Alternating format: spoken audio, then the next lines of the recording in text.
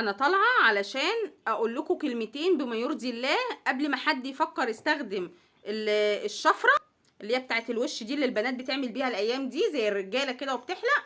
انا واحده من الناس برضو اللي حبيت اجرب الاختراع الفاشل ده، فاشل بجميع المقاييس من جميع النواحي، تجيبوها كده فاشل.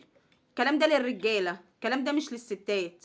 انا جربتها زي اي واحده ما راحت جابت جل وحبت بقى تعمل كده الحركات ديت، وبلاش نروحوا كوافير ونظبطه في البيت احنا. مشروع فاشل، ده موس وبيقطع الشعر وبيطلعه تقيل. اللي بيقول لي غير كده كداب. محدش يا جماعه يمشي الشفره دي على وشه، محدش الستات عارفه الطريقه المعتاده اللي بنشيله بيها اي شعر اي حاجه في الوش. الستات كلها عارفه، مش مستنيين اقول لكم. اللي انا عايزه اقوله لكم واقوله للبنات الصغيره اللي عايزه تجرب، ما تجربيش الاختراع ده. لو الشعريه بتطلع لك خلال شهر وخفيف، ده هيطلعهولك اسبوعين وتقيل.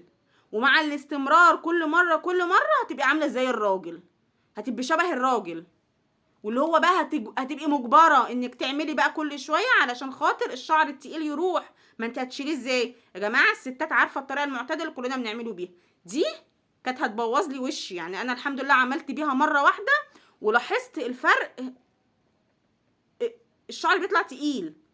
محدش يفكر يشتري الشفره دي. اللهم بلغت. انا حبيت انصح البنات وانصح اي ست بتفكر تجيب الشفره. والسلام عليكم ورحمه الله وبركاته.